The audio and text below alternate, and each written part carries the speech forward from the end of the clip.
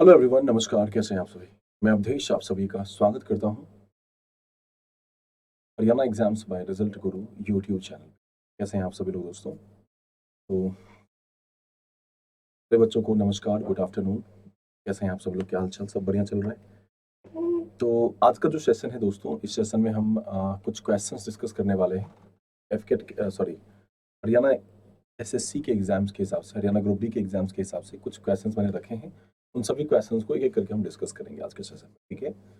तो इससे पहले कि आज के सेशन पे हम चलें, मैं चाहता हूँ कि सबसे पहले आप में से जिस भी किसी बच्चे ने अब तक रिजल्ट गुरु का ऑफिशियल टेलीग्राम चैनल ज्वाइन नहीं किया है, जल्दी से ज्वाइन कर लीजिए ताकि जो भी क्लासेस हम यहाँ दे रहे हैं, उन सभी क्लासेस की पीडीएफ आपको प्रॉपर तरीके से मिल पाए। ओके?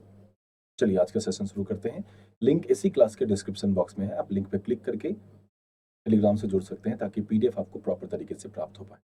अब देखो, आज के सेशन में कुछ बहुत ही बेहतरीन 20 सवाल मैंने रखे हैं। उन सभी सवालों को हम एक-एक करके डिस्कस करेंगे। बहुत लंबा ये सेशन हमारे ख्याल से नहीं होने वाला है। हर एक से क्वेश्चंस को टाइम देंगे, अच्छे से समझेंगे इस सवाल को और फिर बनाते हुए आगे बढ़ेंगे। मुझे एक बार कमेंट करके बता दो, क्या ये पिक्चर्स प्रॉपर दिख रहे हैं आपको? साफ-साफ दिख रहे हैं? दिख रहे हैं मेरे ख्याल से, कोई दिक्कत आपको नहीं होगी पिक्चर्स को देखने में। एक बार देख लीजिए, कोई प्रॉब्लम हो मुझे बता दीजिएगा। सवाल पहला क्या दिया गया है? आपके सामने है सवाल। मुझे 1 सेकंड दे दीजिए। आप इस सवाल को बनाइए, तब तक मुझे 1 सेकंड दे दीजिए।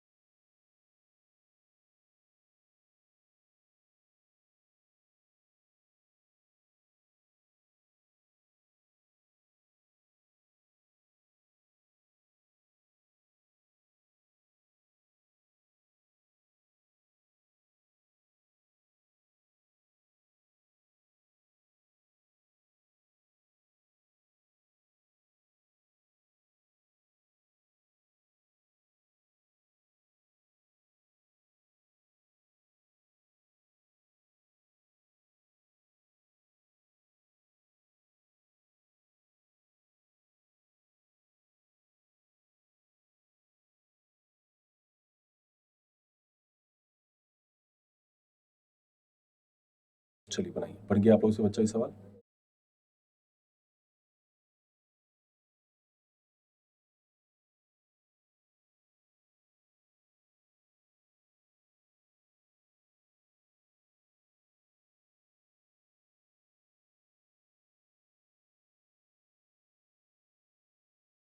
सॉरी, मतलब ये ओके, ओके। मुझे 1 सेकंड दे दीजिए ज़रा-सा, माफ़ी चाहता हूँ। नहीं, ठीक है। चलिए जी, ओके। सवाल आपका पहला आपके सामने रखा गया है। क्या सवाल दिया गया है? उस विकल्प का चयन करें जिसमें दी गई आकृति सन्निहित है। मतलब ये वाला जो पिक्चर है ना, ये पिक्चर इन 4 में से सॉरी, ये वाला जो पिक्चर आपको दिख रहा है बच्चा नीचे में, क्वेश्चन चूँकि थोड़ा-सा बड़ा था इसलिए मैंने इसको राइट और लेफ्ट करके लिख दिया, रख दिया है। सवाल ये दिया है कि ये जो पिक्चर आपको दिख रहा है, ये पिक्चर इन 4 में से किसी एक ऑप्शन में छिपा हुआ है। बताइए, उस विकल्प का हमें चयन करना है जिसमें ये दी गई आकृति छिपी हुई है, सन्निहित है, ये निकालना है हमें, कौन-सा है? एक बार चेक करके देखते हैं। देखो, सबसे पहली बात तो ये कि एक हॉरिज़ॉन्टल लाइन होना चाहिए राइट साइड की तरफ, फिर एक वर्टिकल लाइन सीधा आना चाहिए और 2 लाइन लेफ्ट साइड में हॉरिज़ॉन्टल लाइन्स होनी चाहिए। तो अब हमें चेक करना पड़ेगा कि ये कॉम्बिनेशन किस एक ऑप्शन में हो रहा है। जैसे अगर आप ऑप्शन नंबर सी को सोच रहे थे, तो ऑप्शन नंबर सी में हम ये लाइन तो ले लेंगे, यहाँ से ये लाइन भी ले लेंगे, लेकिन जो बीच का लाइन है, ये लाइन यहाँ से गायब हो गया ना, तो ऑप्शन नंबर सी इस सवाल का सही जवाब नहीं हो सकता है। अगर हम ऑप्शन नंबर बी को लेना चाहेंगे तो इसके नीचे तो हम जा सकते हैं, लेकिन इसके और नीचे हमें जाना था ताकि ये लाइन इसके साथ मर्ज हो पाए, ये पॉसिबल नहीं है इसमें भी। तो बचा हुआ ऑप्शन क्या है? ऑप्शन नंबर 1 बचा है और ऑप्शन नंबर 4 बचा है। ऑप्शन नंबर 1 में अगर मैं एंड तक जाना चाहूँ तो जा सकता हूँ और बीच में एक छोटा-सा लाइन भी मुझे देखने को मिल जाएगा। तो ऑप्शन नंबर ए में इसके पूरी तरह से छिपे होने की चांसेस तो हैं ही। अगर ऑप्शन नंबर हम डी की बात करें तो डी में ये सब कुछ ठीक है, यहाँ पे भी लाइन एक्स्ट्रा निकल के आ रहा है, ठीक है। लेकिन ये लाइन यहाँ पे मिसिंग है, दैट्स व्हाई गलत हो जाएगा। सही जवाब क्या हो जाएगा बच्चा? ऑप्शन नंबर ए हो जाएगा। अगले सवाल की तरफ हम चलते हैं। अगला सवाल आपके सामने स्क्रीन पे है कि यहां एक इक्वेशन दिया गया है, इस इक्वेशन को करेक्ट दिखाना है हमें, ये इक्वेशन करेक्ट होना चाहिए। इस इक्वेशन को करेक्ट दिखाने के लिए किन दो सिंबल को आपस में पलटा जाए ताकि ये करेक्ट हो जाए, ये हमें सोचना है। किन दो सिंबल को आपस में रिप्लेस कर दें ताकि ये करेक्ट हो जाए, ये हमें सोचना है। तो एक बार चेक करके देखिए, किन दो सिंबल को पलटना है, आपस में एक्सचेंज कराना है। देखो, ऐसे सवालों को बनाने का एक तरीका मैंने आपको पहले समझाया हुआ है, और क्या तरीका है वो तरीका यह है कि ऐसा जब भी कभी सवाल आपको देखने को मिले, इस टाइप के सवाल को बनाने के लिए आप सबसे पहले डिवाइड वाले सिंबल को चेक करिए कि डिवाइड का जो सिंबल है क्या वो प्रॉपर है, क्या उससे हम आंसर कर सकते हैं। पहले हम उसको चेक करने की कोशिश करेंगे, तब हम सोचेंगे कि हमारा आंसर क्या होना चाहिए। ठीक है, ये लाइट्स चाहिए ही चाहिए।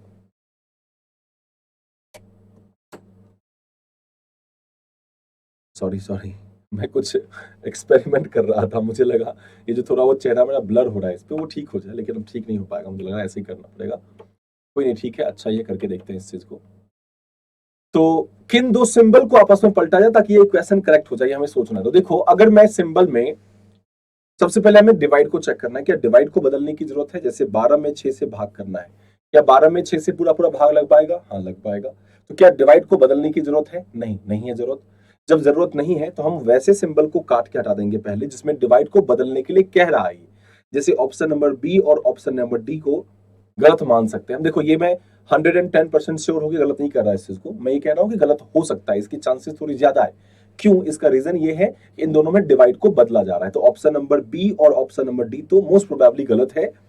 अगर हमें चेक करना होगा तो पहले हम ए और सी को चेक करेंगे, उसके बाद हम बी और डी पे जाएंगे। मतलब ये नहीं कि बी और डी गलत है पूरी तरह से, ये 50% गलत है, 50% सही है। इसको हम बाद में चेक करेंगे, ठीक है। तो चेक करके देखते हैं। पहला, माइनस और प्लस को इंटरचेंज करिए। प्लस की जगह पे माइनस, माइनस की जगह पे प्लस, इंटरचेंज कर दिया मैंने। अब बताइए, 12 में 6 से भाग किया, 2 आ गया। 2 को 8 से गुना किया, 16 आ गया। 16 में 4 जोड़ देंगे, 4 प्लस 16 माइनस, सॉरी, एक सेकंड होइए जरा सा। प्लस को माइनस के साथ में, अच्छा ठीक ठीक ठीक। तो देखिए, 4 माइनस 12 में 6 से भाग किया, 2 2 गुना 8 बराबर 16, 4 माइनस 16 माइनस 4 दिया है ना, यही तो है ना। 4 में से 16 माइनस करना है, माइनस 16 हो गया ये वाला, ये पूरा टर्म ही माइनस में हो गया, क्योंकि प्लस को माइनस से कन्वर्ट करना था, ये पता है आपको, प्लस को माइनस से बदलना था। तो 4 माइनस 16 प्लस 4 हो गया, यहाँ पे ये प्लस माइनस के बदले में प्लस आ गया है। तो बताइए, ये 4 और ये 4, सॉरी, ये 4 और 4 जुड़ जाएगा, 8 हो जाएगा। 8 माइनस 16 बराबर माइनस 8 होना चाहिए था ना, यहाँ पे प्लस 8 दिया है, मतलब ये सही नहीं होगा, इसके सही होने की चांसेस थोड़ी कम है। ऑप्शन नंबर, अब हम सी को चेक करके देखेंगे। एक बार मुझे दे दीजिए समय, मैं ऑप्शन नंबर सी को चेक करके दिखाता हूं। ये और ये तो मैंने पहले कहा है, ये नहीं होगा, ये भी गलत हो गया। इसको चेक करके देखते हैं, गुना और प्लस को बदल के देखते हैं। प्लस यहां कर दीजिए, गुना यहां कर दीजिए। 4 को 8 से गुना किया तो 32 आ गया, 32 प्लस 12 में 6 से भाग किया, 2 आ गया, माइनस 4 कर देंगे यहाँ पे। तो 32 प्लस 2 34 में से 4 गया तो 30 आ जाएगा। ये तो काम बन नहीं पाएगा हमारा। इसका मतलब ये हुआ कि ए और सी से तो नहीं बना। मुझे लगता है ए को एक बार और मौका देना चाहिए ना। ए को मैं फिर से एक बार चेक करके देखता हूँ, शायद मैंने कुछ कैलकुलेशन गड़बड़ कर दिया हो। माइनस को प्लस के साथ बदलना है, माइनस को प्लस के साथ बदल दिया। 12 में 6 से भाग किया, 2 2 गुना 8 बराबर 16। तो 4 माइनस 16 प्लस 4 बराबर 8 हो सकता है क्या? 4 4 8, 8 में से 16 गया तो माइनस 8 होना चाहिए, ये गड़बड़ है। मतलब इस वाले ऑप्शन में कुछ ना कुछ तो गड़बड़ है, ये तो गलत है ही, ये भी गलत हो गया। अब चूंकि हमने इन दोनों को पहले कहा था कि ये प्रोबेबली गलत होंगे, लेकिन चूंकि शुरू के दो ऑप्शन ही गलत हो गया, उल्टा हो गया, तो अब तो लास्ट में एक ही उपाय बचा कि हमें चेंज करना ही पड़ेगा इस चीज को। डिवाइड को माइनस के साथ बदल के देखते हैं। तो माइनस यहां कर देते हैं और डिवाइड यहां कर देते हैं। अब देखिए, 6 में जब 4 से आप भाग करोगे, जरा सोचो, क्या 6 में 4 से पूरा पूरा भाग लगेगा? नहीं लगेगा। और जब 6 में 4 से पूरा पूरा भाग लगेगा ही नहीं, तो हम 8 कभी नहीं ला सकते। 8.25 आ जाएगा, 8.15 आ जाएगा, 8.5 आ जाएगा, लेकिन 8 कभी नहीं आएगा। तो ऑप्शन नंबर बी तो गलत ही है पक्का। अब एक ही ऑप्शन बचा हमारे पास, ऑप्शन नंबर डी को चेक करने का। अगर इससे नहीं बना था तो सवाल में कुछ गड़बड़ी है। प्लस को डिवाइड के साथ बदल के देखते हैं। डिवाइड यहां, 4 में 8 से भाग करना है, 4/8, गुना में 12 है, इसलिए काम थोड़ा जान बच जाएगा इसका। 4 दूना 8, 2 छक्के 12, 6 आ गया। मतलब इस पूरे टर्म की वैल्यू 6 हो गई। तो 6 प्लस 6 यहां से कर देंगे, माइनस 4 कर देंगे। तो 12 में से 4 गया, 8 निकल जा रहा है। किससे निकल रहा है? ऑप्शन नंबर डी से निकल रहा है। इसमें भी देखो 4 में 8 से तो भाग लगता नहीं, लेकिन यहाँ पे गुना का जो सिंबल था ना, इसने पूरे स्टॉर्म को बचा लिया। अदरवाइज ऑप्शन नंबर डी तो ऐसे ही कट जाता। फिर आगे बढ़ते हैं, नेक्स्ट सवाल देखते हैं। अगला सवाल है, इन चारों में से कोई एक सबसे अलग आपको दिखेगा, जो अलग है उसे हमें चुनना है। बताइए कौन सा अलग है।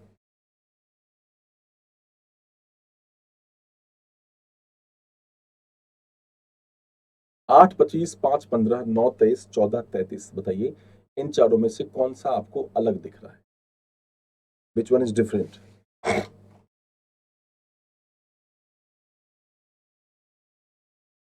बताइए तो सवाल का आंसर आएगा। 8 का संबंध 25 के साथ है, 5 का संबंध 15 के साथ है, 14 का संबंध 33 के साथ, और 9 का संबंध दिया गया है 23 के साथ। तो इनमें क्या डिफरेंस आपको दिख रहा है। क्या इन चार में से 3 एक जैसे दिख रहे हैं।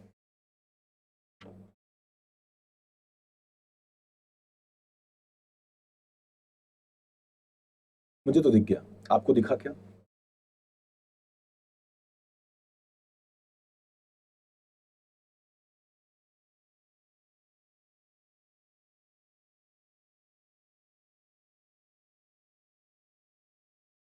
देखो मुझे लग रहा है कि अगर मैं ऐसे करूं, जैसे 9 दूना 18 प्लस 5 बराबर 23 हो जाएगा, कह सकते हैं क्या। 14 दूना 28 प्लस 5 बराबर 33 हो जाएगा, 33 हो जाएगा। 5 दूना 10 प्लस 5 बराबर 15 हो जाएगा। तो 8 दूना 16 प्लस 5 बराबर 21 होना चाहिए था, यहाँ 25 दिया हुआ है। मतलब इन तीनों में एक सिमिलरिटी मुझे दिख रही है क्या, कि पहली संख्या में गुना 2 प्लस 5 कर देंगे तो दूसरी वाली संख्या में मिल जाएगी गुना 2 प्लस 5। लेकिन ऑप्शन नंबर ए में ऐसा नहीं हो रहा है, तो option number A is different. Option number A is different, अलग हो जाएगा। ऑप्शन नंबर ए को हम अलग कर सकते हैं। गुना 2 प्लस 5, गुना 2 प्लस 5, गुना 2 प्लस 5 सब में हो रहा है, ऑप्शन नंबर ए में नहीं हो रहा है। 8, 25 अलग हो जाएगा। अगला सवाल बनाइए, सवाल चेक करिए।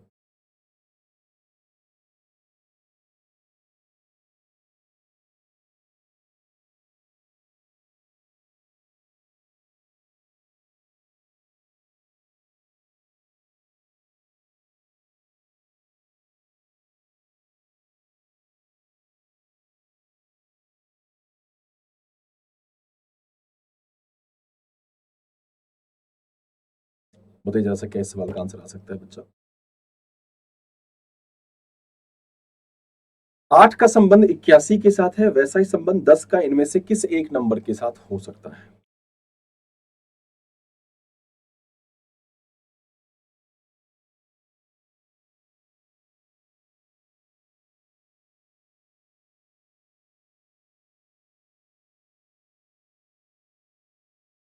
8 का संबंध 81 के साथ है, ऐसा ही संबंध इनमें से किसका किसके साथ होगा। देखो 8 गुना 10 बराबर 80 प्लस 1 बराबर 81 कह सकते हैं क्या इसको। 8 गुना 10 बराबर 80 हो गया, 80 में एक जोड़ने पे 81 आ जाएगा। तो 10 गुना 10 बराबर 100 प्लस 1 करेंगे तो 101 आना चाहिए। 101 तो कहीं नहीं दिख रहा मुझे। अब क्या हो सकता है, ये लॉजिक तो काम नहीं कर पाया। 101 एक लॉजिक हो सकता था इस सवाल का जवाब, अगर ऑप्शन में होता तो हम टिक कर देते, लेकिन यहाँ पे 100 दिया है, गड़बड़ दिया है। 101 नहीं दिया है। इसका मतलब ये मत समझिएगा कि इसके ऑप्शन में कुछ गड़बड़ी है, गड़बड़ी कुछ नहीं है। हमें सोचना पड़ेगा अलग तरीके से, कुछ और लॉजिक लगाना पड़ेगा।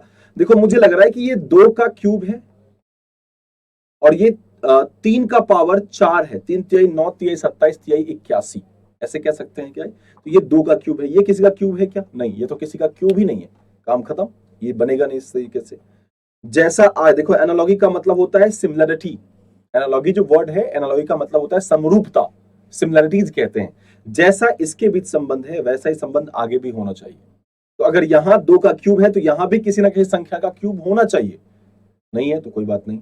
अब देखो एक लॉजिक और लगा सकते हैं हम। ये जो 81 है ये 9 का स्क्वायर है और 8 से 9 पे जाने में सिर्फ एक हमें जोड़ना है।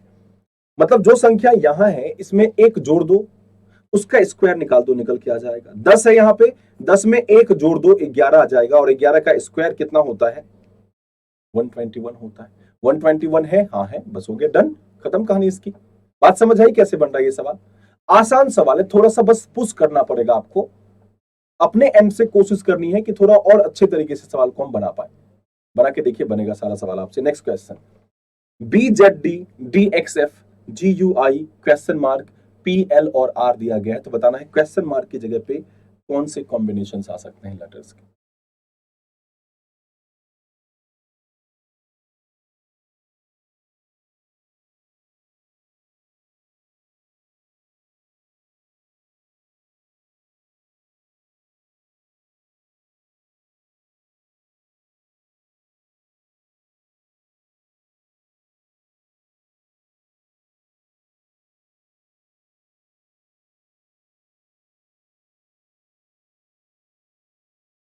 B Z D D X F G U I P L R, बताइए कौन सा कॉम्बिनेशन आगे आ सकता है, which combination can replace the question mark.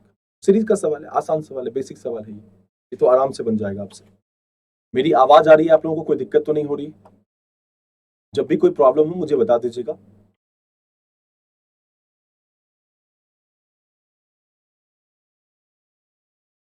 चलिए बनाइए, B Z D D X F G U I question mark P L R. देखो बी का प्लेस 2 है, 2 से जाएंगे 4 पे डी, 2 प्लस 2 बराबर 4, 4 प्लस 3 बराबर 7, 7 प्लस 4 बराबर 11। देखो पहले में 2 जोड़ा फिर 3, तो अब 4 जुड़ सकता है, 7 4 11 मतलब के यहां हो जाएगा, और 11 प्लस 5 बराबर 16। ठीक, तो परफेक्ट चल रहा है, 2 3 4 5 बढ़ता जा रहा है, 11 5 16 पी आ गया। जेड का प्लेस 26 में से 2 गया 24, 24 में से 3 24 में से 2 गया, सॉरी 3 गया 21, -2 -3, तो -4 कर दो ना अब इसमें। तो यू का प्लेस 21 में से 4 गया 17, 17 मतलब होता है क्यू, और 17 में से फिर 5 माइनस करेंगे, 17 में से 5 गया तो कितना आ जाएगा, 5 गया तो 12, एल आ गया यहाँ पे देखो। डी का 4 2 6 6 3 9, पहले 2 जुड़ा फिर 3, तो अब 4 जुड़ेगा, 9 4 13 13 मतलब एम, तो पहले से क्यू क्यू था ही, अब एम आ गया, K Q M is the right answer, option number C इस सवाल का सही जवाब। आगे कोई दिक्कत हो मुझे कमेंट बॉक्स में, ऑफलाइन कमेंट बॉक्स में भी आप अपनी समस्याओं को बता सकते हैं, ताकि उन सभी समस्याओं का समाधान आपको मिलता चला जाए। और अगर आप चाहते हैं कि जो मैं क्वेश्चंस करा रहा हूं इन सभी क्वेश्चंस की पीडीएफ आपको मिल जाए, प्रॉपर तरीके से पीडीएफ मिल जाए, तो पीडीएफ के लिए आपको हमारा क्या करना पड़ेगा, टेलीग्राम चैनल ज्वाइन करना पड़ेगा, लिंक इसी क्लास के डिस्क्रिप्शन बॉक्स में है। और इसी का टेलीग्राम हरियाणा पे है, तो हरियाणा का ही टेलीग्राम चैनल ज्वाइन कर लीजिए, ताकि आपको सारी क्लासेस की पीडीएफ, हरियाणा में जितनी भी क्लासेस चल रही हैं उन सभी क्लासेस की पीडीएफ आपको प्रॉपर मिल पाए। चलो नेक्स्ट क्वेश्चन देखते हैं। HEC के हैक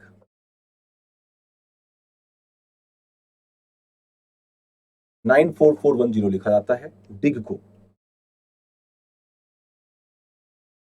588 लिखा जाता है, बताना है इसी कोड भाषा में बाइक को कैसे लिखा जाए। अब ये हमें सोचना पड़ेगा। HEC के हैक, हैक को लिखा गया 94410, एच का प्लेस 8 होता है, 8 1 9 3 1 4, हाँ बन गया, अच्छा सवाल है। लेकिन थोड़ा दिमाग लगाइए, बन जाएगा। देखो एच का प्लेस कितना होता है, 8 होता है ना, ई का 5, सी का 3, के का 11 होता है। अब कैसे हुआ समझना, देखो एच का प्लेस 8, इसमें एक जोड़ दिया गया, मतलब पहले वाले में एक जोड़ा गया, फिर दूसरे वाले में एक माइनस कर दिया गया, 5 में से एक गया तो 4, फिर तीसरे वाले में एक जोड़ दिया गया, 3 1 4, और चौथे वाले में एक माइनस कर दिया, 11 में से एक गया तो 10, मतलब एक बार +1 फिर -1 फिर +1 फिर -1, इसमें भी करेंगे हम 1 +1 -1 +1 -1 चलता जाएगा। डी का प्लेस 4, 4 में एक जोड़ दो 5 आ जाएगा, 5 आ गया। आई का प्लेस 9, 9 में से एक माइनस कर दो 8 आ जाएगा। जी का प्लेस 7, उसमें एक जोड़ना है 8, वही चीज करेंगे ना, +1 यहाँ -1 करेंगे, फिर +1 करेंगे, फिर -1 करेंगे। बी का प्लेस 2, 2 में एक जोड़ दो 3 आ जाएगा। आई का 9, 9 में एक माइनस कर दो 8 आ जाएगा। के का 11 + 1 बराबर 12, 12 सॉरी सॉरी, या तो प्लेस नहीं लिखना, प्लेस वैल्यू नहीं लिखना है, प्लेस नंबर लिखना है। तो बी का 2 1 3, आई का 9 में से एक गया तो 8 8, यहाँ 8 कर देंगे। के का 11 + 1 बराबर 12, और 5 में से एक गया तो 4, तो 3 8 1 2 4, 3 8 1 2 4 कहीं है, ऑप्शन नंबर ए में। यहाँ पे मैं गलती से प्लेस लिखना लेटर्स लिख रहा था, जबकि प्लेस वैल्यू लिखने थे उसके, +1 -1 कर करके। चलो नेक्स्ट क्वेश्चन देखते हैं क्या है। अच्छा सवाल है, मैं अपने पिक्चर को थोड़ी देर के लिए हाइड कर लेता हूँ, ताकि आपको सवाल अच्छे से दिख पाए। आप लोग आराम से करिए, बनाने की कोशिश करिए। इस सवाल को बनाइए जरा सा चेक करके।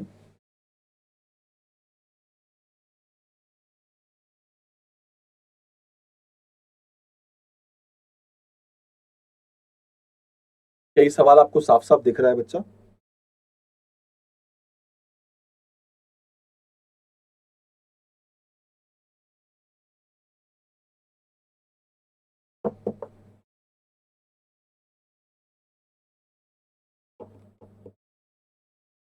देखो यहाँ पे आप देख रहे होंगे, यहाँ पे लिखा है प्लेयर्स।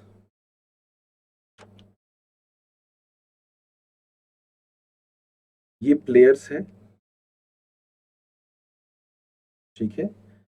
ट्रायंगल जो है वो प्लेयर्स को रिप्रेजेंट कर रहा है, सर्कल स्टूडेंट को रिप्रेजेंट कर रहा है,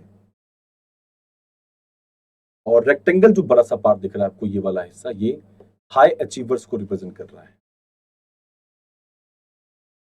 अच्छे से दिख रहा है? दिख रहा है, चलिए ठीक है।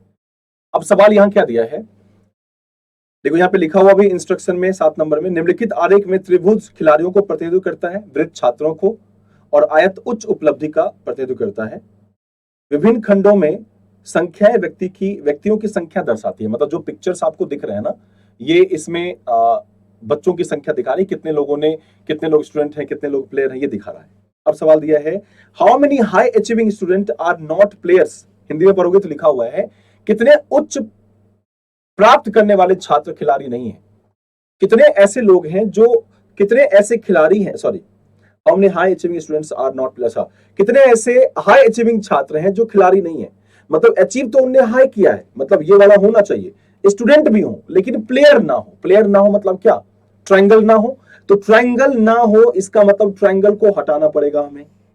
तो ट्रायंगल के अंदर जो कुछ भी चीजें आएंगी उन सभी चीजों को हमें हटाना पड़ेगा। हटा दिया मैंने। अब बाकी जो दो बचे हैं, हाई अचीविंग होनी चाहिए और स्टूडेंट होने चाहिए, ये दोनों में कॉमन होना चाहिए, ये बहुत इंपॉर्टेंट है। तो हाई अचीविंग और स्टूडेंट में कॉमन क्या है, तो हाई अचीविंग का मतलब रेक्टेंगल से है और स्टूडेंट का मतलब सर्कल से है। तो सर्कल और रेक्टेंगल कहां कहां कॉमन है, आप गौर करके देखोगे बच्चा, तो ये जो हिस्सा आपको दिख रहा है, सिर्फ यही तो सर्कल और रेक्टेंगल दोनों में कॉमन है। तो कितने ऐसे स्टूडेंट हैं जो हाई अचीवर्स हैं, तो मात्र 12 ऐसे स्टूडेंट हैं जो हाई अचीवर्स हैं। बाकी ये हाई अचीवर हैं, ये 8 भी हाई अचीवर हैं, ये 10 और 3 भी हाई अचीवर्स हैं। लेकिन ये सब या तो सिर्फ हाई अचीवर्स हैं, या स्टूडेंट, हाई अचीवर्स और प्लेयर्स तीनों हैं। तो प्लेयर्स तो होना नहीं चाहिए, सिर्फ अभी हाई अचीवर्स और स्टूडेंट को देखना है हमें। तो केवल 12 लोग ही उसके अंदर आएंगे, तो 12 इस सवाल का जवाब होगा। उम्मीद करता हूं आप ये सवाल समझ पाए होंगे। क्लियर है ये चीज? आगे बढ़े, नेक्स्ट वाले सवाल पे चलें। अगला सवाल आपके सामने मैंने लगा दिया है, और साथ ही साथ मैं भी प्रकट हो जाता हूं थोड़ी देर के लिए। चलिए, मैं प्रकट हो गया। अब बताइए इस सवाल का आंसर आपके हिसाब से क्या होगा। BDFH का संबंध है DWDX के साथ, DWDS के साथ संबंध है इसका। तो बताना है TVYZ का संबंध इनमें से किसके साथ होगा।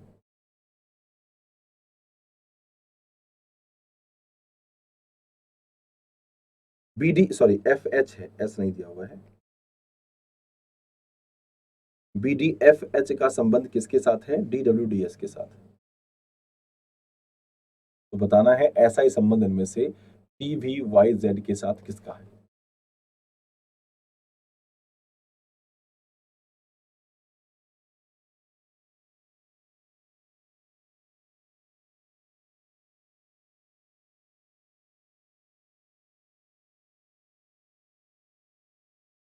BDFH का संबंध है DWDS के साथ, कैसे हो सकता है भाई।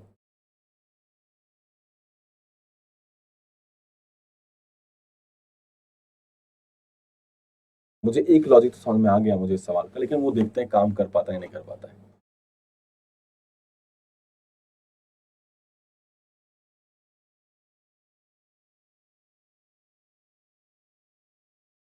काम कर जाएगा। आप बनाइए इस सवाल का आंसर क्या होगा आपके हिसाब से, आपका लॉजिक क्या है इस सवाल का, ये मुझे बताइए।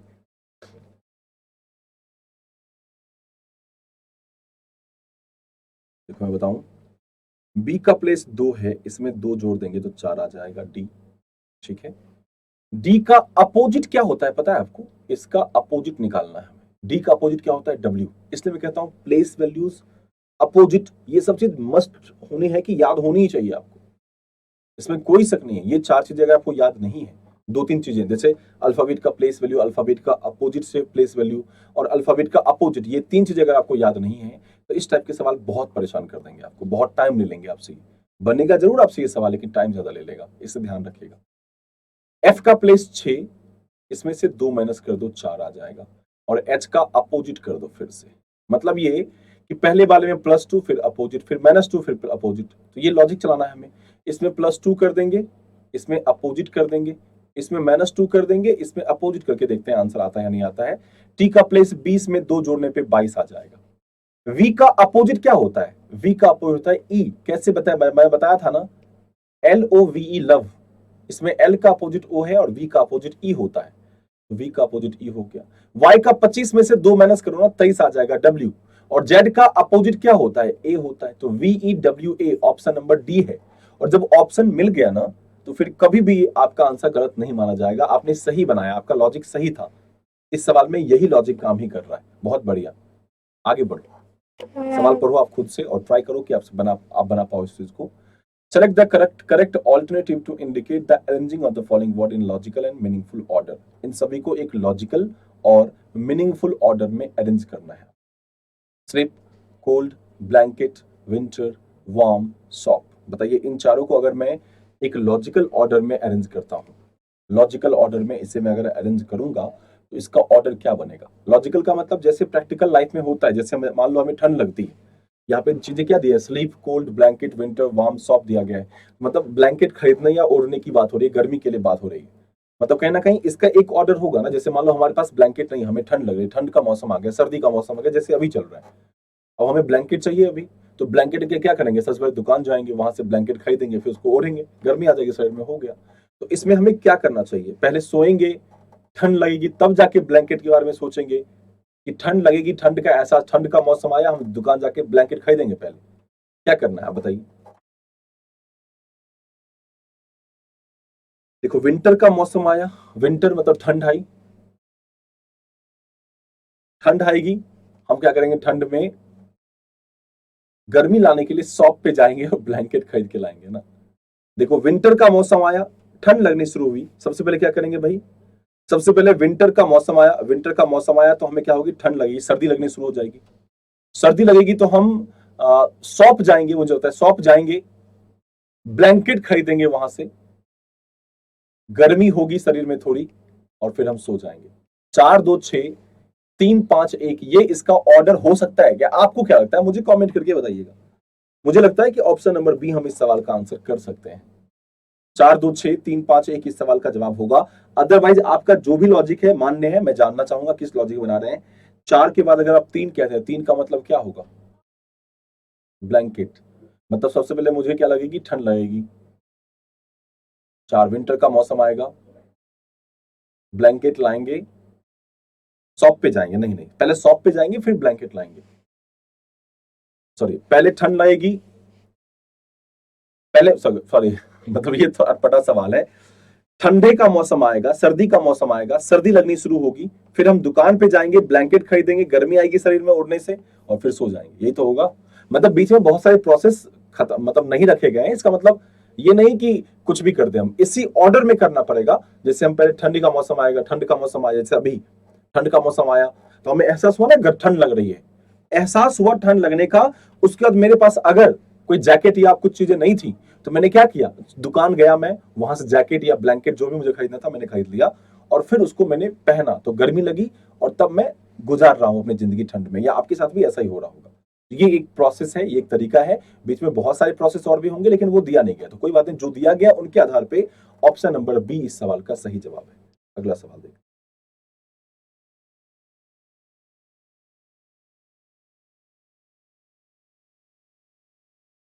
Next question.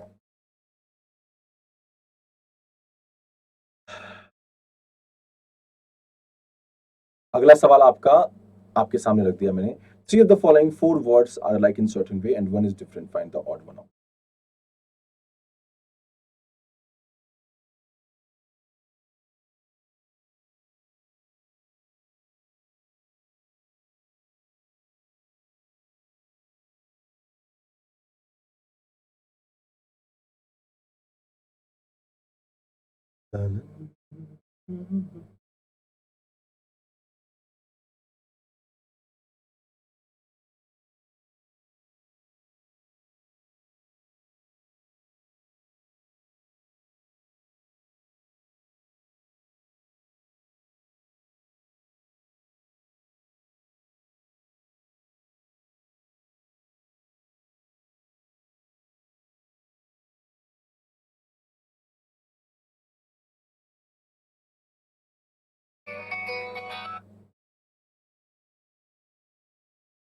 इस सवाल का आंसर आप बताइए, क्या लगता है आपको, क्या लॉजिक, किस लॉजिक पे ये सवाल बनेगा?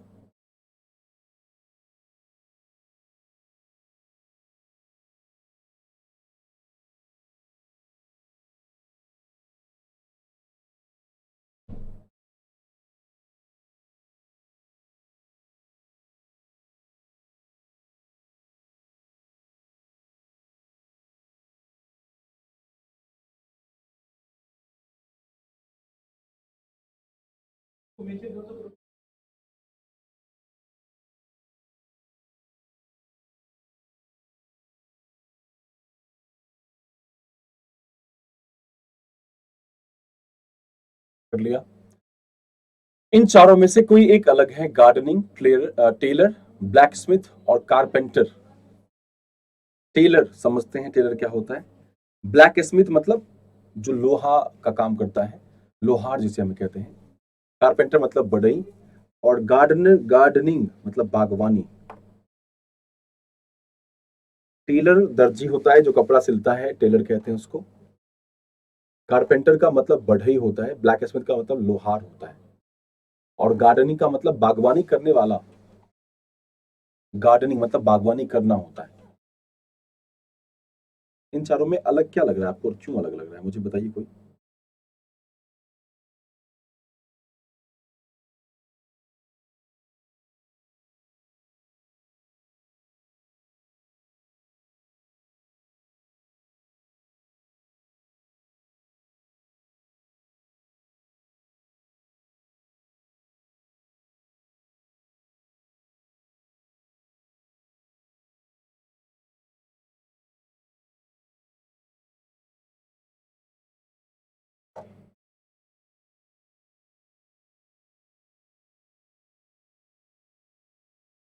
गार्डनिंग।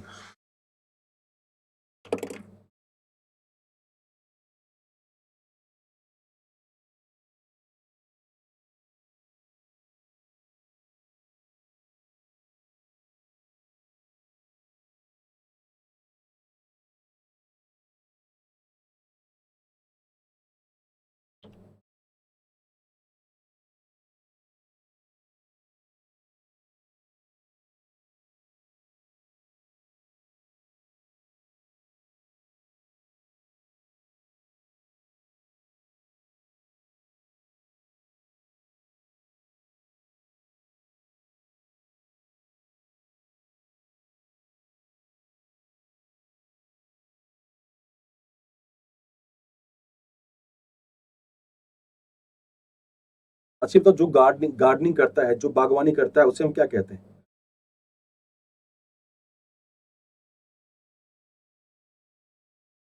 उसको गार्डनर कहते हैं क्या? जो बागवानी करता है उसको मेरे ख्याल से गार्डनर कहते हैं, मुझे लग रहा है। क्या कहती है पब्लिक, ये बताओ। गार्डन देखो, टेलर एक इंसान होता है जो टेलरिंग का काम करता है, टेलर कहते हैं उसको, है ना। कारपेंटर एक इंसान, बढ़े इंडिविजुअल की बात होती है। ब्लैक स्मिथ एक इंसान की बात है, लोहार, मतलब कहते हैं वो एक ब्लैक स्मिथ है, वो लोहार है। लेकिन वो गार्डनिंग जा रहा है ऐसा थोड़ी ना कहेंगे, जैसे कहेंगे वो टेलर जा रहा है, वो कारपेंटर जा रहा है, वो ब्लैक स्मिथ जा रहा है। लेकिन क्या कभी कहेंगे कि वो गार्डनिंग जा रहा है? गार्डनिंग मतलब बागवानी करना, ये एक प्रोसेस है। तो गार्डनर जो होता है ना, गार्डनर, ये इस ग्रुप में हो सकता था, ये एक इंडिविजुअल पर्सनालिटीज की बात हो रही है। लेकिन गार्डनिंग कोई इंडिविजुअल पर्सनालिटी नहीं है, ये एक प्रोसेस है। गार्डनिंग मतलब अलग हो जाएगा, ऑप्शन नंबर ए। बाकी सबके सब कहीं ना कहीं प्रोसेस मतलब इंडिविजुअल्स की बात थी। आगे बढ़ जाइए।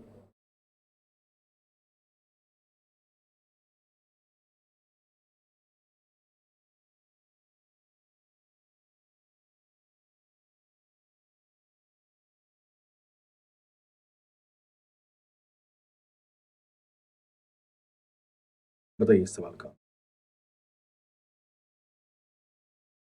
बैंकर को, आसान सवाल है, देखो, BANKER, बैंकर को किसी कोड भाषा में NABRE लिखा जाता है। तो बताना है इसी कोड भाषा में स्ट्रिंग को कैसे लिखा जाए, है ना। बैंकर को लिखा गया है NABRE, नेब्रिक। बताना है स्ट्रिंग का कोड उसी कोड भाषा में क्या होगा।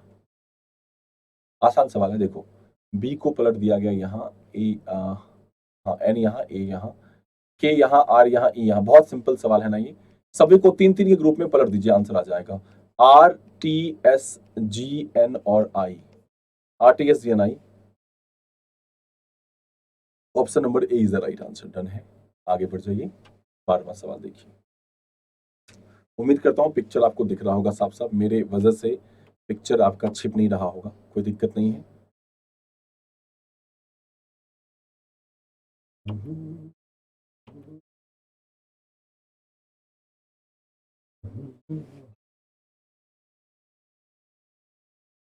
उस आकृति का चयन करें जो निम्नलिखित आकृति श्रृंखला में आगे आए।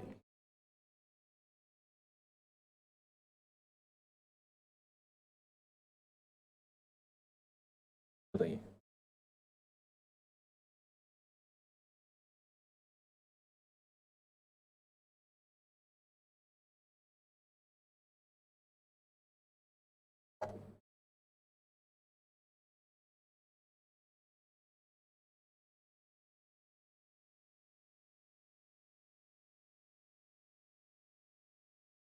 देखो, मुझे लग रहा है कि आपको देखने में दिक्कत ना हो, इसलिए मैं इसको अलग अलग बांट दे रहा हूं, ताकि आप समझ पाए कि ये अलग है, ये अलग है, ये अलग अलग पिक्चर्स है।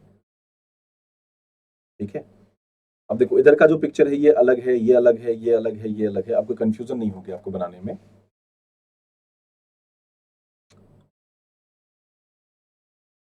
हम्म।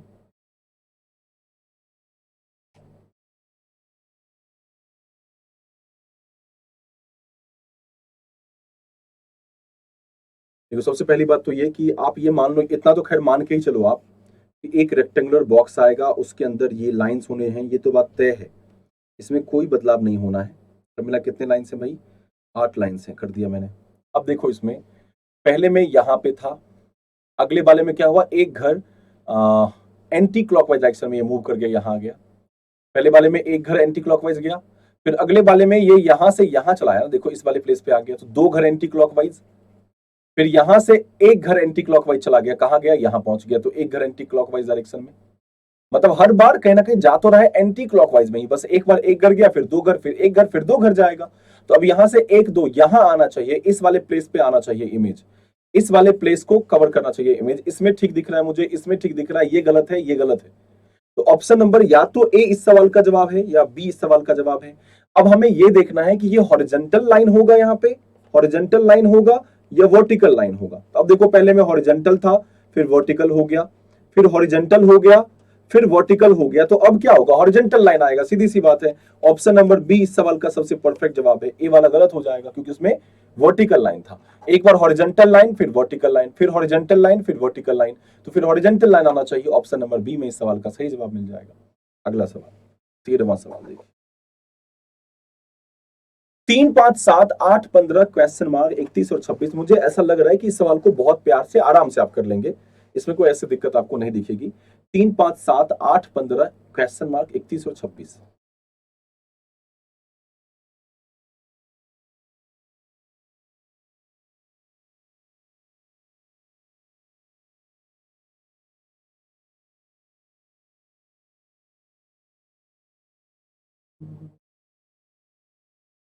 दिख रहा है पहले वाले में मुझे, मैं इस सवाल को यहाँ लिख लेता हूँ शायद, ताकि कैलकुलेशन प्रॉपर कर पाऊँ, मैं दिखा पाऊँ आपको। 3 5 7 8 15 क्वेश्चन मार्क 31 और 26 दिया गया है।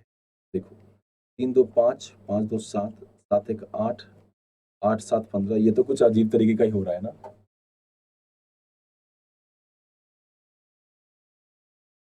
3 5 8 3 5 8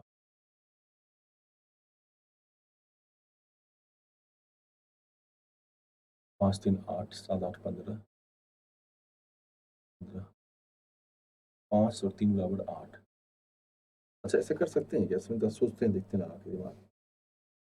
देखो, मैं ऐसा सोच रहा हूँ, क्या ऐसा काम कर सकता है, क्या ये लॉजिक काम कर सकता है? जैसे 3 और 5 को जोड़ के हम 8 ला रहे हैं, 7 और 8 को जोड़ के हम 15 ला रहे हैं, लेकिन ये काम नहीं करेगा यार, काम नहीं करना चाहिए।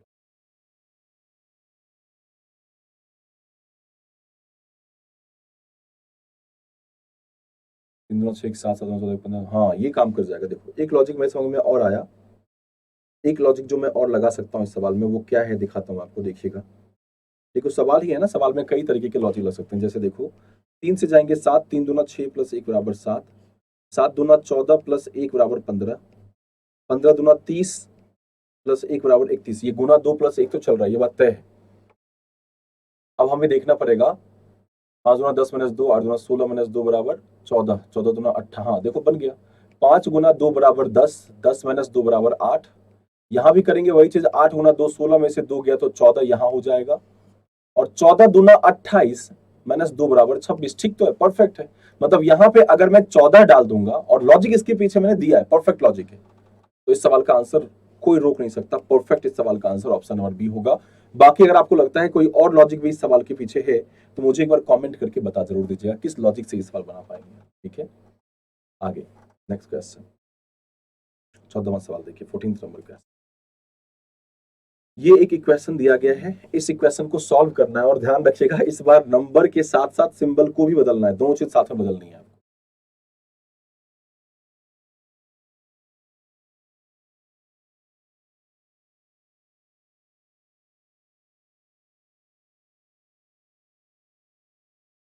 नंबर के साथ साथ सिंबल दोनों को बदलना है, तो ये थोड़ा सा पेचीदा तो है, लेकिन आपके पास ट्रिक वही होना चाहिए हमेशा कि डिवाइड को बदलने की जरूरत है या नहीं है। बस ये देखिए, तो डिवाइड यहां पे बदल रहा है 8 और 4 के बदलने से, है ना। देखो पहला जो सिंबल है वो कह रहा है कि डिवाइड को प्लस के साथ बदलिए। जरा सोचिए इस चीज को, डिवाइड को प्लस के साथ बदलेंगे मतलब प्लस की जगह पे डिवाइड चला जाएगा और डिवाइड की जगह पे प्लस चला जाएगा। और क्या दिया, 8 और 4 को बदलिए, 8 यहां कर दीजिए, 4 यहां कर दीजिए, तो 8 गुना 6/3 हो जाएगा ना। 8 के 48 में 3, 48 में 3 से भाग करेंगे तो 16, और 4 माइनस 2 बराबर 2 करना पड़ेगा, मुझे लगता है पूरे को चेक करना ही पड़ेगा। प्लस को डिवाइड के साथ बदलना है ना, डिवाइड यहां और प्लस यहां। ठीक है, अब देखो एक बार फिर से करके देखते हैं, चेक करके देखते हैं, पहले ऑप्शन को चेक करके देखते हैं। 4 प्लस 2 माइनस 6 गुना 8 डिवाइड 3, तो 6 गुना 8 बराबर 48 में से 3 से भाग करेंगे, 6 गुना 8/3 बराबर कितना हो जाएगा, 16 आ जाएगा यहां से। तो 4 यहां 4 हो जाएगा, 4 प्लस 2 माइनस 16, 4 प्लस 2 बराबर 6, 16 में से 6 गया तो 10, नहीं काम नहीं करेगा ये। एक बार फिर से मुझे चेक करने दो, कुछ गड़बड़ तो नहीं कर दिया मैंने, मुझे फिर से एक बार चेक करो, पूरे को चेक कर लेते हैं, खत्म करते हैं इस चीज को। प्लस को डिवाइड के साथ बदलना है, तो प्लस यहां कर दीजिए, डिवाइड यहां कर दीजिए, 4 को 8 के साथ तो यहां पे 4 कर दीजिए, यहां पे 8 कर दीजिए। 6 गुना 8 बराबर 48 में 3 से भाग करेंगे, 16 आ जाएगा यहां से 16। 4 प्लस 2 माइनस 16, 4 प्लस 2 बराबर 6, 6 में से 16 गया तो माइनस 10 आएगा। ये पहला ऑप्शन तो नहीं हो पाएगा। दूसरा ऑप्शन क्या दिया है, माइनस को प्लस के साथ बदलना है, मैं दूसरे ऑप्शन पे लेके चल रहा हूं आपको बच्चा। माइनस को प्लस के साथ बदलना है, प्लस यहां माइनस यहां, और 6 को 4 के साथ बदलना है, 4 यहां 6 यहां, ये और ये कट जाएगा। अब बताइए 8 में 2 से भाग किया, 4 आ गया, 4 प्लस 4 बराबर 8, या 4 प्लस 4 गुना 6 होगा ना, पहले गुना करना पड़ेगा, पहले 4 गुना 6 बराबर 24 माइनस 3, तो 8 में 2 से भाग के तो 4 आ गया, प्लस 4 गुना 6, चूंकि गुना यहां है इसलिए गुना का क्रिया पहले करेंगे हम, गुना पहले आएगा। 4 गुना 6 बराबर 24 माइनस 3, तो 24 4 28 में से 3 गया तो 25 आना चाहिए, ये भी गड़बड़ है, ये भी गड़बड़ है। मतलब ना तो पहले से इसका आंसर आ पाया, ना ही दूसरे से आ पाया। अब तीसरे के उम्मीद लगा के बैठे हैं, गुना को माइनस के साथ बदल दीजिए, माइनस यहां गुना यहां कर दीजिए, और 2 को 6 के साथ, 6 यहां 2 यहां, इतना बदलना पड़ता है, कंफ्यूज कर देता है कई बार। क्या 8 में 6 से भाग लगेगा, नहीं लगेगा। क्या 2 से भाग लग जाएगा, लग जाएगा। देखो क्या आएगा, 8/2, 8/6 गुना 2, यही ना होगा, 8/6 गुना 2, 2 तिहाई 6, लेकिन 8 में जब 3 से भाग करोगे तो वैल्यू कितने में आ जाएगी, पॉइंट में, और जब पॉइंट में वैल्यू आ गई मतलब ये इक्वेशन करेक्ट नहीं माना जाएगा। इसलिए ऑप्शन नंबर ए, बी और सी तीनों गलत है। अब बचा हुआ एक ही ऑप्शन है जिसपे हमारी उम्मीद टिकी है, भैया धोखा मत देना तुम, बन जाना हमारे से इस बार। गुना और डिवाइड, 8 और 6, गुना और डिवाइड को बदल दीजिए, डिवाइड यहां गुना यहां, 8 और 6 को 6 यहां कर दीजिए, 8 यहां कर दीजिए। तो एक बात तो तय है कि 8 में 4 से पूरा पूरा भाग लगेगा, मतलब ये उम्मीद बची है थोड़ी बहुत अभी। 2 यहां, 6 को 2 से गुना किया, 12 माइनस 2 प्लस 3, 12 में से 2 गया, या 12 में 3 जोड़ दो 15, 15 में 2 माइनस कर दो तो 13 आ जाएगा। ठीक है, ये निकल गया, इससे निकला ऑप्शन नंबर डी से निकला। तो टाइम ले लिया इस सवाल ने, लेकिन कोई बात नहीं, चलो होता है, कभी कभार टाइम ले लेता है सवाल, ऐसा ऐसा सवाल। नेक्स्ट क्वेश्चन, निम्नलिखित 4 अक्षर समूह में से 3 एक निश्चित तरीके से समान है, एक अलग है, जो अलग है उसे चुनना है। बताइए कौन सा एक अलग आपको दिख रहा है और क्यों अलग दिख रहा है?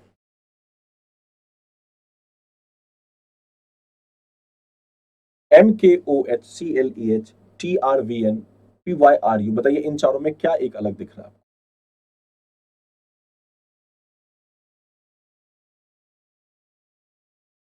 13 में से 2 गया 11, टी का 20 में से 2 गया। देखो ऐसे करें क्या, 13 में से 2 गया तो 11, 20 में से 2 गया तो 18, 16 प्लस 9 बराबर 25, 9 हो गया प्लस इसमें भाई, 3 प्लस 9 बराबर 12। मतलब ये कैसा लॉजिक है, अजीब तरीका लॉजिक है यार। 2 में 9 जुड़ रहा है, 2 में 2 माइनस हो रहा है, ये कैसा लॉजिक हो गया भैया? और देखना पड़ेगा हमें।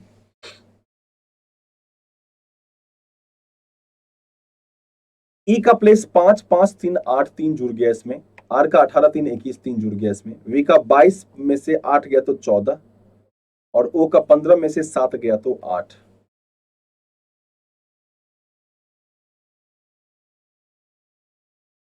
कैसे निकालें इस सवाल को यार? ओ का 15 में से 7 गया तो 8 ठीक है, लेकिन वी का 22 में से 8 गया तो 14 ठीक है।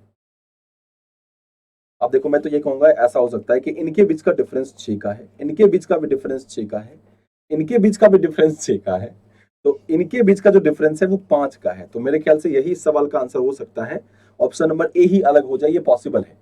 लेकिन क्या और कोई लॉजिक नहीं है इस सवाल को करने का? ये थोड़ा अटपटा सा लॉजिक नहीं दिख रहा है? वैसे गलत नहीं है ये लॉजिक, ठीक है, इनके बीच का डिफरेंस तो सब में सेम आ रहा है, इसमें भी 6 का डिफरेंस, इसमें भी 6 का डिफरेंस, इसमें भी 6 का डिफरेंस, लेकिन यहाँ पे 5 का डिफरेंस है, तो ऑप्शन नंबर ए को तो हम अलग कर सकते हैं। लेकिन अगर आपको लगता है कि नहीं सर कोई और लॉजिक भी काम कर सकता है इस सवाल के पीछे, जरूर बताइएगा मुझे क्या लॉजिक काम करेगा। सबको जोड़ के देखें क्या? 13 प्लस 11 बराबर 24, 24 10 34 5 39, 8 47। देखो एक लॉजिक से हमारा आंसर ऑप्शन नंबर ए आ रहा है, इसको भूलिएगा मत। मैं मिटा रहा हूं इसको क्योंकि मुझे दूसरा मेथड भी इस्तेमाल करना है इस पे, कोई और आसान। एम का 13, के का 11, ओ का 15, एच का 8, सबको जोड़ के देखते हैं। 15 8 23, 10 10 33, 23 10 33 34, 34 10 44 3 47, सबको जोड़ने पे कितना आ रहा है? 47 आ रहा है। सी का 3 12 5 8, 12 8 20 5 25 3, 12 8 20 5 25 3 28, पी का 16, यू वाई का 25, आर का 18, यू का 21, सबसे बड़ा तो यही होगा। 1 8 9 5 14 6 20, हाथ में बचा 2, 2 2 4 4 1 5 5 2 7 1 8, 80 आ गया यहाँ से जोड़ने पे। टी का 20, आर का 18, वी का 22, एन का 14, सबको जोड़िए। 22 10 32 4 36, 36 20, 56 10 66 8 74। तो मुझे नहीं लगता कि इसमें कोई ऐसा कुछ ऑड निकला, डिफरेंट निकला। वैसे एक चीज मुझे दिख रही है कि इनमें सब में बाकी सबके सब कंपोजिट नंबर का कॉम्बिनेशन है, ये प्राइम है, तो ऑप्शन नंबर ए ही इस सवाल का जवाब होगा, चाहे पिछले मेथड से बनाओ या इस मेथड से। मैं ऐसे कह सकता हूं कि ये तीनों जो कॉम्बिनेशन है, इन तीनों कॉम्बिनेशन के प्लेस वैल्यूज को जोड़ने पे एक इवन नंबर आ रहा है, और पहले वाले लेटर्स के प्लेस वैल्यू को कॉम्बिनेशन जोड़ने पे ऑड नंबर आ रहा है, तो ऑड वाला अलग हो जाएगा क्योंकि बाकी सब इवन आ रहे हैं। बात समझ आई? तो ऑप्शन नंबर ए इस तरीके से भी आंसर होगा, और जो पहले हमने सोचा था उसके हिसाब से भी, जो कि उनके बीच का डिफरेंस 5 5 का था, बाकी सब में 6 का डिफरेंस था, उनमें 5 का डिफरेंस था, तो ऑप्शन नंबर ए था। 5 का संबंध जिस तरीके से 9 के साथ है, वैसा ही संबंध इनमें से किसका किसके साथ है? 5 दूना 10 माइनस 1,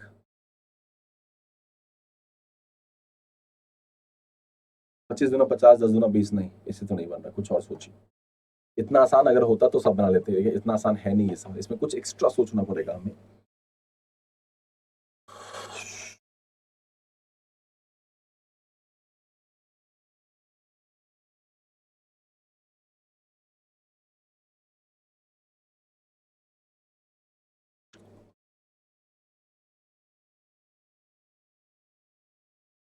कैसे बनेगा ये सवाल?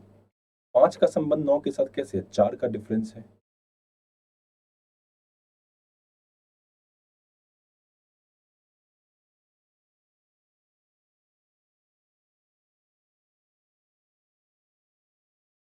हम्म,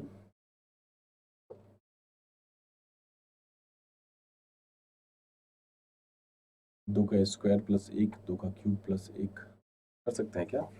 2 का स्क्वायर प्लस 1 कर देते हैं इसको, इसको 2 का क्यूब प्लस 1 करके देखते हैं। तो 3 का स्क्वायर प्लस 1 10 हो जाएगा, ठीक है। जैसे 2 का स्क्वायर प्लस 1 2 का क्यूब प्लस 1 हुआ, वैसे 3 का स्क्वायर प्लस 1 तो 3 का क्यूब प्लस 1 होना चाहिए, 28 आना चाहिए, 28 नहीं है यहाँ पे।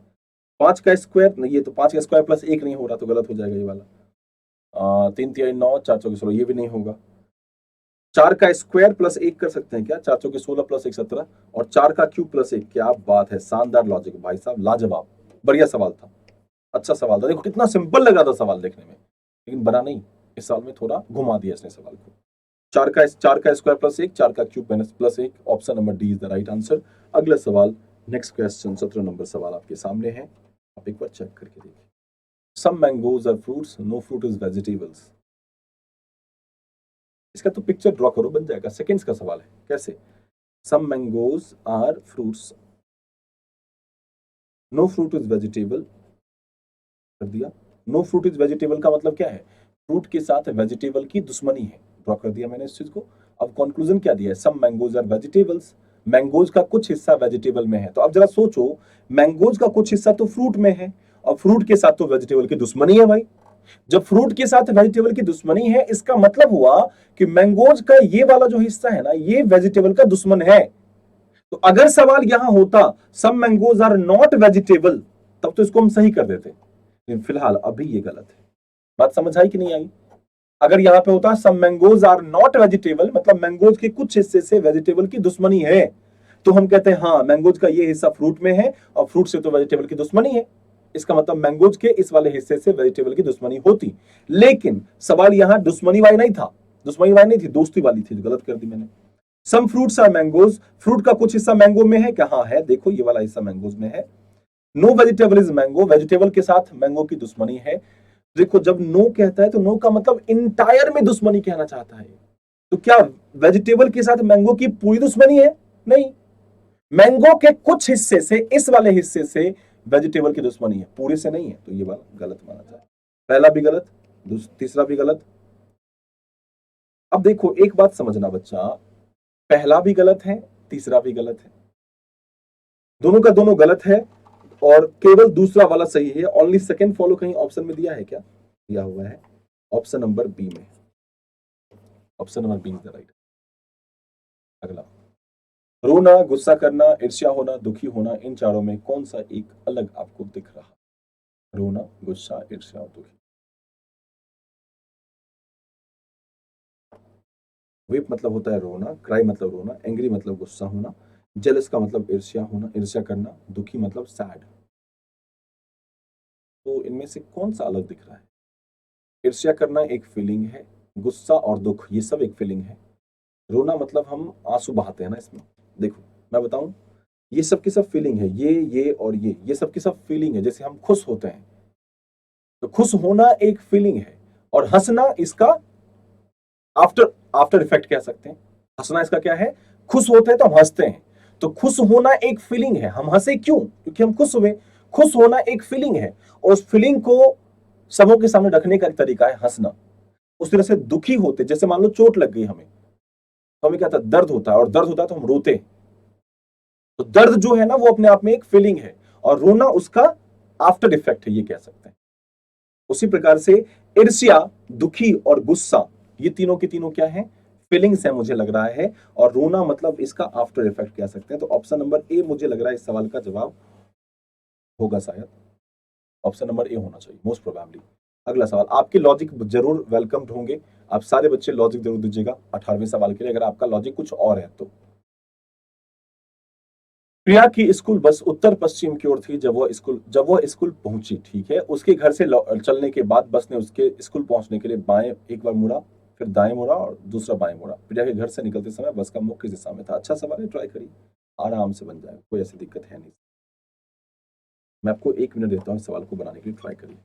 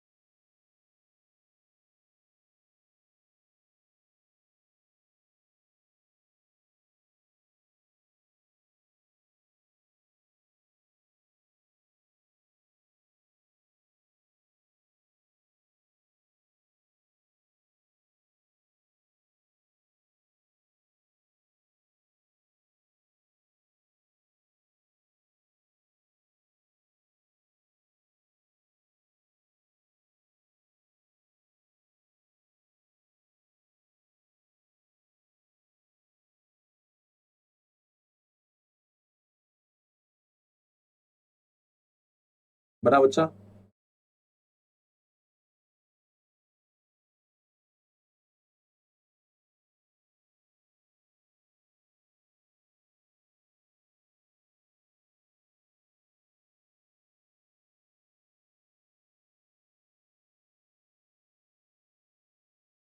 करके देखें? देखिए, Priya's school bus was facing north west. ठीक है भाई। When it reached her school, Priya के स्कूल की बस जब स्कूल पहुंचती है प्रिया को लेके, ये प्रिया जैसी बहुत सारी बच्चियों को लेके जब वो स्कूल पहुंचती है, तो स्कूल पहुंचते वक्त उसका जो फेस था, स्कूल का जो स्कूल बस का जो फेस था, वो किधर था? नॉर्थ वेस्ट की तरफ था, उत्तर पश्चिम की तरफ था। ठीक है भैया। कहाँ था? नॉर्थ वेस्ट की तरफ था। तो देखो, इस सवाल को बनाने के लिए मेरे पास थोड़ी जगह होनी चाहिए थी, मुझे ऐसा लग रहा है, और मैं इस चीज को थोड़ा सा कामयाब करता हूँ। मैं इस चीज को थोड़ा कामयाब करने की कोशिश करता हूँ। एक बार थोड़ा मुझे वक्त दीजिए।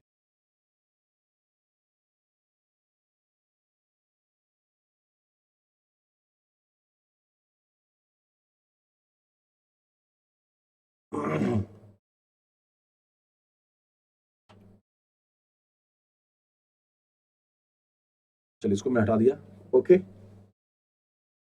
तो क्या दिया है? सवाल समझना बच्चे। प्रिया की स्कूल बस उत्तर पश्चिम की थी जब उत्तर पश्चिम की ओर थी जब वो स्कूल पहुंची। मान लीजिए स्कूल पहुंच गई, तो उसका बस किधर था?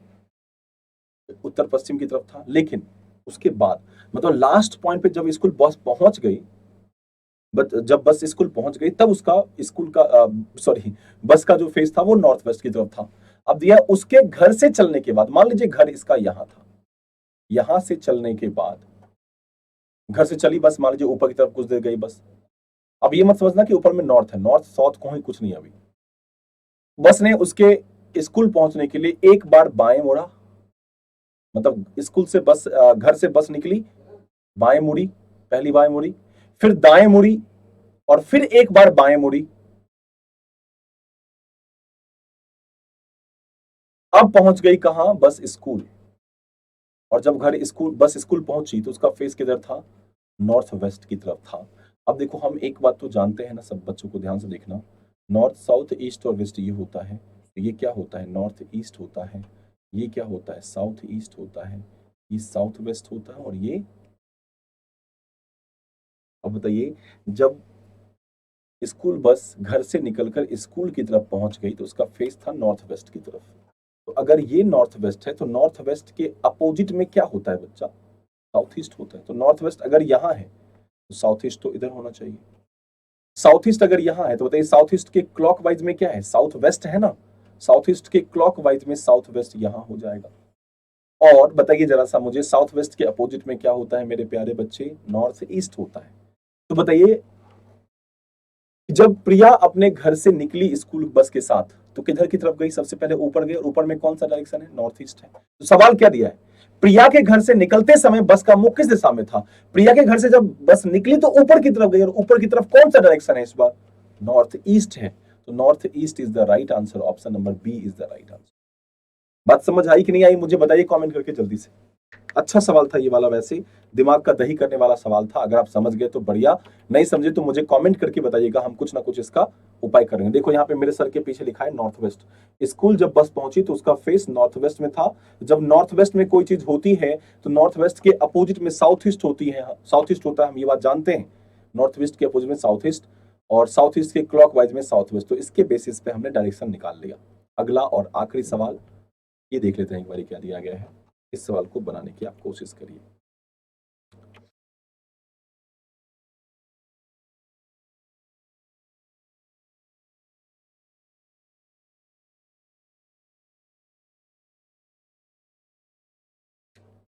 पढ़ लिया हो आपने, तो मैं इसको आगे बढ़ा के आपको बना के दिखाऊंगा इस सवाल को कैसे बनाते हैं।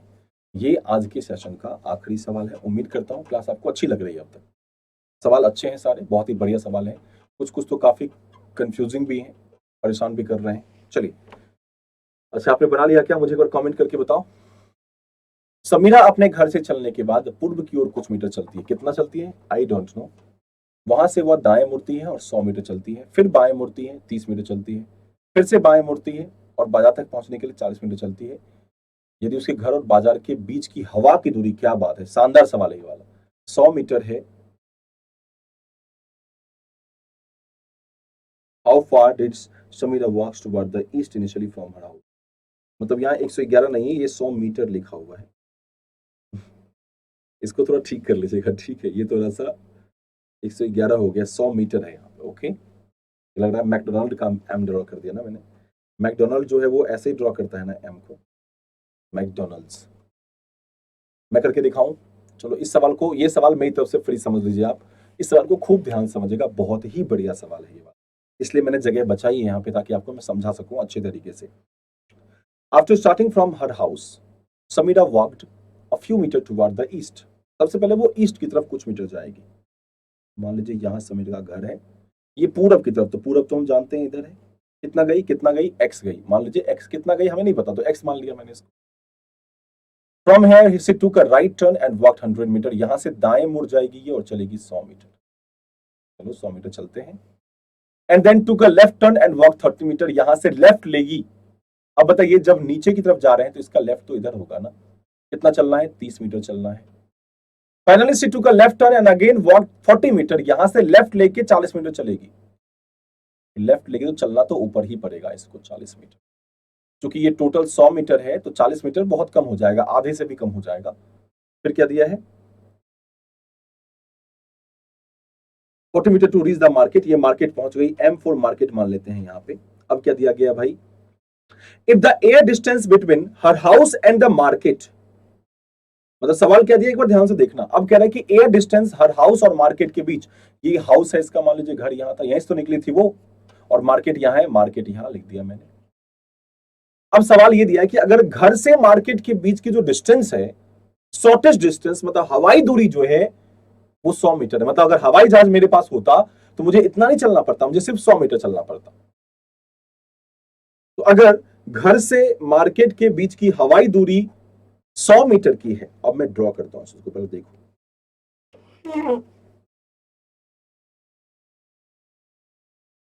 ये जो डिस्टेंस है आप देख पा रहे हैं, ये जो डिस्टेंस है बच्चा, ये कितने मीटर का है, 100 मीटर का है। सवाल बहुत खूबसूरत सवाल है, बहुत ध्यान से समझिएगा इस सवाल को बच्चा। तो सवाल ये पूछ रहा है कि बताइए, how far did Samira walk towards the east initially from her house. मतलब वो अपने घर से जब चली तो वो कितना मीटर चली। मतलब यहां से यहां तक का डिस्टेंस हमारे से पूछा गया है। तो सबसे पहली बात तो ये सवाल बनाना कैसे है, अपने आप में बड़ा ही गंभीर सवाल है ये वाला। क्योंकि ये डिस्टेंस हमें पता है कि 100 मीटर है, तो हम इसके बेसिस पे इस सवाल को बनाने की कोशिश करेंगे।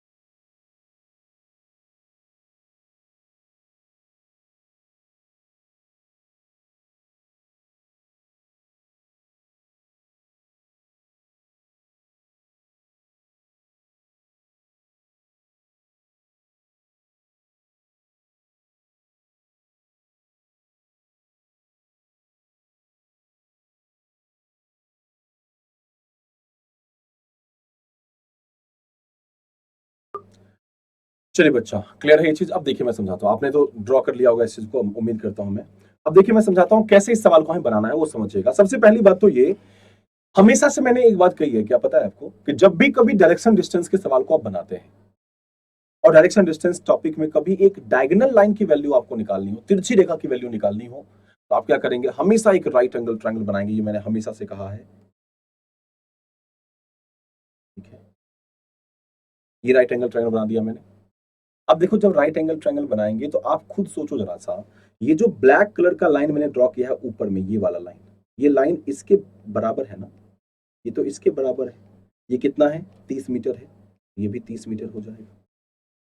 ये जो लाइन है, ये लाइन तो इसके बराबर है ना, जिसमें से बताइए टोटल कितना है, रेड वाला, ये टोटल कितना है, ये टोटल है 100 मीटर, जिसमें से ये 40 है, तो ये कितना बचा हुआ होगा, 60 मीटर बचा हुआ।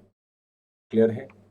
अब बताइए, इस सवाल में देखा जाना एक कायदे से हमें क्या क्या पता है आपको। ये पता है कि ये 60 मीटर का है, ये पता है कि ये 100 मीटर है, ये पता भले ही हो कि ये 30 मीटर है, लेकिन इससे कोई फायदा है नहीं हमारा, क्योंकि टोटल हमें यहां से यहां निकालना पड़ेगा। जो आएगा उसमें से, मान लीजिए x आ गया वैल्यू इसका, तो x माइनस 30 करेंगे ना, तब वो इसके बराबर होगा ना। मान लीजिए y आ गया, टोटल वैल्यू y आ गई, तो y में से 30 माइनस करेंगे तब x निकल पाएगा हमारा। हमें तो x निकालना है अभी। तो हम क्या करेंगे इस सवाल में, हम पाइथागोरस थ्योरम का जो तरीका होता है वो लगाएंगे। फॉर्मूला होता है क्या, h square equals p square plus b square. तो h इक्वल्स फॉर्मूला क्या हो गया, under root p square plus b square. तो h कितना है भाई, h हो गया 100 मीटर, या 100 का स्क्वायर कर दीजिए ना, हटाइए इसको, अंडर रूट को हटा दीजिए यहां से, ठीक है। एच स्क्वायर इक्वल्स फॉर्मूला होता है p square plus b square. तो 100 स्क्वायर बराबर हो गया, पी कितना है, पी मान लीजिए 60 है, ये लाइन कितना है, ये लाइन 60 है, तो 60 मान लेते हैं, 60 का स्क्वायर प्लस बी का स्क्वायर। बी हमें बेस निकालना है, ये पता नहीं है बेस कितना है, ये पता नहीं है, मान लेते हैं। तो बताइए 100 का स्क्वायर कितना हो गया, 10,000, माइनस 60 का स्क्वायर कितना हो गया, 3600, बराबर क्या आ जाएगा, बी का स्क्वायर। ये कितना आ जाएगा, 6400 के बराबर आ जाएगा, बराबर बी का स्क्वायर। तो यहाँ पे b बराबर कितना हो जाएगा भाई, या फिर b बराबर कितना हो जाएगा, 80 हो जाएगा ना। बात समझ आ रही कि नहीं आ रही है, मतलब ये अगर टोटल b है तो टोटल b की वैल्यू हो गई 80। मतलब यहां पे जो y मैंने कहा था आपसे, ये जो y मैंने कहा था बच्चा आपसे, ये कितना निकल के आ गया, ये निकल के आ गया 80। तो बताइए x की वैल्यू कितनी होगी, 80 माइनस 30। ये चूंकि 30 है, ये टोटल निकल के आ गया है 80, ये टोटल निकल के आ गया 80, जिसमें से ये 30 है, तो ये कितना होगा, 80 माइनस 30 हो जाएगा, बराबर कितना हो गया, 50। तो इस सवाल का आंसर कितना आएगा, 50 मीटर। अच्छा सवाल था ना ये वाला, शानदार सवाल था ना। थोड़ा टाइम ले लिया इस सवाल ने, कोई बात नहीं, लेकिन ये सवाल बढ़िया था। और ये सवाल मैं बताऊं आपको, एसएससी सीपीयू के एग्जाम्स में कई बार पूछे जा चुके हैं। हो सकता है इस लेवल का सवाल आपके एग्जाम्स में भी देखने को मिल जाए, आपको इसका तैयार रहिएगा इस चीज के लिए। एसएससी के एग्जाम में, ग्रुप डी के एग्जाम में बहुत ज्यादा का फर्क नहीं है, पूछ सकता है आपसे, ट्राई करेंगे, ठीक है। उम्मीद करता हूं क्लास आपको आज की अच्छी लगी होगी। 20 सवाल कैसे लगे मुझे कमेंट करके बता दीजिएगा। आज का सेशन हम यहीं एंड करेंगे। और हाँ, अगर ये सब चाहिए आपको बना बनाया हुआ, तो पीडीएफ डाउनलोड कर लेकर क्या करेंगे, टेलीग्राम का लिंक ज्वाइन कर लेंगे, लिंक डिस्क्रिप्शन बॉक्स में दिया, ठीक है। अभी जाइए ज्वाइन कर लीजिए ताकि पीडीएफ आपको मिल जाए। क्लास को लाइक कर दीजिए, शेयर कर दीजिए चैनल को, सब्सक्राइब कर दीजिए चैनल को, ताकि सारी क्लासेज आप प्रॉपर तरीके से देख पाए, ठीक है। आप सभी का यहाँ आने के लिए बहुत शुक्रिया, बहुत धन्यवाद। मिलते हैं नेक्स्ट वाली क्लास में। जय हिंद, बाय बाय, टेक केयर।